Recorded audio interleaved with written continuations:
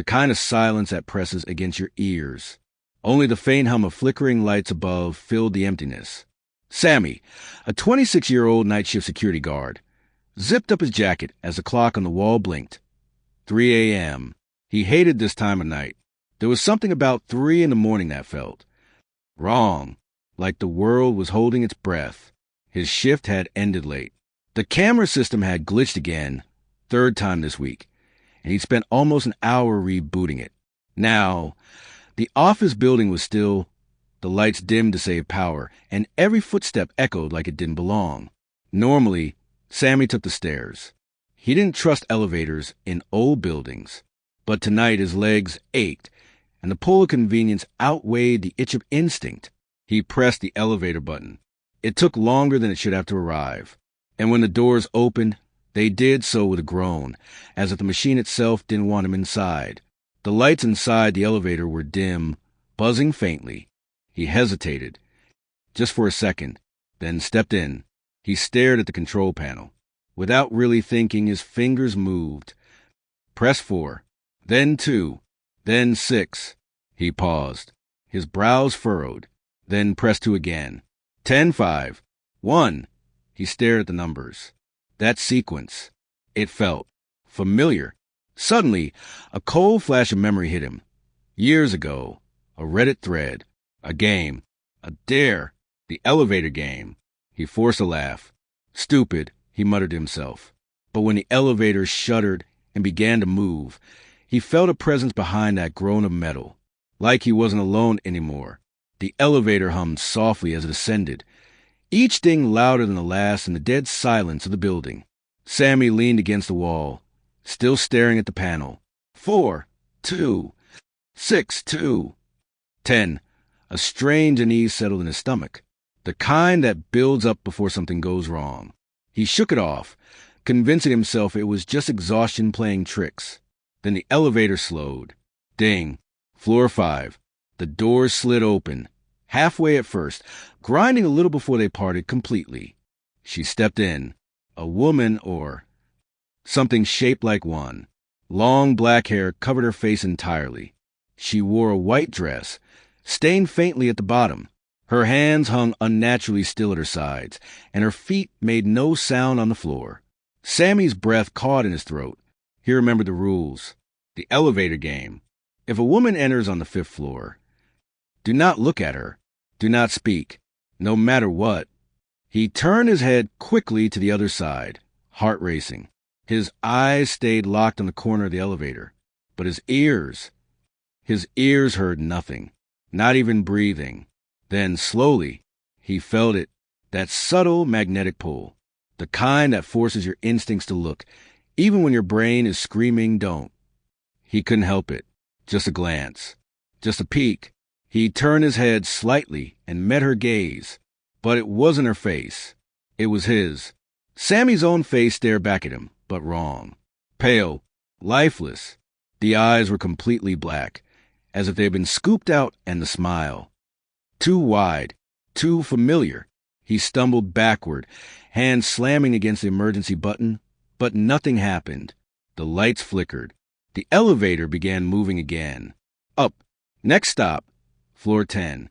And the woman, or whatever she was still staring at him. The elevator groaned and trembled as it rose. The lights above flickered more violently now, casting long, twitching shadows across the walls. Sami stood frozen in the corner, his eyes locked on the floor. The figure beside him, the woman with his face, hadn't moved, but he could feel her gaze burning into the side of his head. Every instinct screamed at him to scream, to run, to do something, anything, but his body wouldn't obey. Ding. Floor 10. The elevator stopped. The doors didn't open right away. They hissed, like they were reluctant, and then, slowly, they parted. Sami blinked. This wasn't the 10th floor. It wasn't any floor. Before him stretched a warped, endless landscape under a blood-red sky. The floor was cracked and blackened, like scorched earth. Buildings stood in the distance, twisted and crumbling, their windows hollow like eyes watching him. There was no sound, no wind, no life. He took a single step forward, and the door slammed shut behind him. When he turned back, the elevator was gone. It had vanished into thin air, as if it had never been there at all. Sammy's heart pounded in his ears. He spun around, searching for something, anything that made sense. But the more he looked, the less he understood. The air felt thick, like it was trying to choke him. And then, in the distance, he saw it. A figure, standing completely still, facing him. As Sami approached cautiously, he began to recognize the silhouette. Same height, same posture, same jacket, same face. It was him. Another Sami. But this one wasn't breathing. Its head tilted ever so slightly to the side, and in its right hand, it held something sharp, a piece of twisted metal. Then it smiled, and began to walk toward him. Sami stumbled backward, his breath coming in short, panicked gasps. The figure, his reflection, moved with slow, deliberate steps. Not rushed, not threatening, just certain, like it knew he had nowhere else to go. Sami turned and ran. The ground beneath him cracked with every step, the sky shifting shades of red, as if reacting to his fear. But no matter how far he ran, the world didn't change.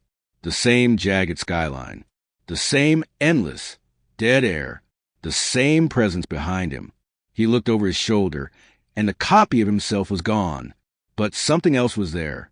A building, familiar, twisted and burned, but it looked like the lobby of the office he had just left. Its windows glowed faintly, as if lit by fire from within. He rushed toward it, desperate, pulling the door open, and stopped. The elevator, right in front of him, standing in the middle of the room. Its doors were already open, waiting. Inside, the panel blinked silently, the buttons glowing faintly. This was it, his way back. He stepped inside. The rules. He had to remember the reversal sequence. That's how you return. That's what they said online. With shaking fingers, he pressed the buttons in order. The door slid shut. The lights buzzed, dimmed, then cut out completely. Darkness. Then, a soft chime. The lights came back. Sami looked up. There was a mirror on the wall now. He didn't remember it being there before. He looked at his reflection, but the reflection didn't look back. It just smiled.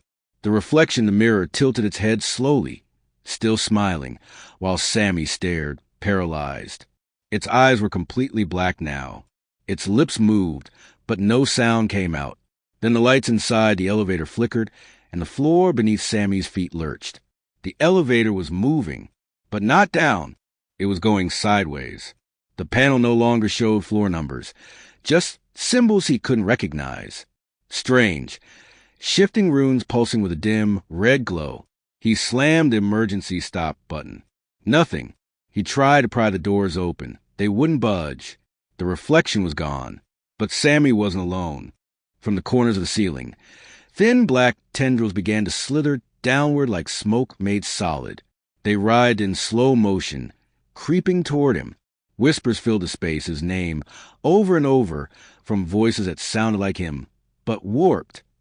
Deeper, angrier. Ding. The elevator stopped. The doors opened, and Sami stepped into what looked like the same office building. But everything was wrong. The hallway lights were dim and blood-tinted. The walls were cracked, and on every surface, floor, walls, windows, were his eyes. Hundreds of them, watching, blinking in sync. He walked slowly, heart pounding in his throat, and saw the security desk up ahead. Someone was sitting there. It was him. Or the thing that used to be him. Everyone who plays the game leaves a version behind. Then it stood. Sami backed away toward the elevator, but it had vanished again. He was trapped. The walls began to breathe. The whispers grew louder. And in that moment, Sami realized the elevator never goes back.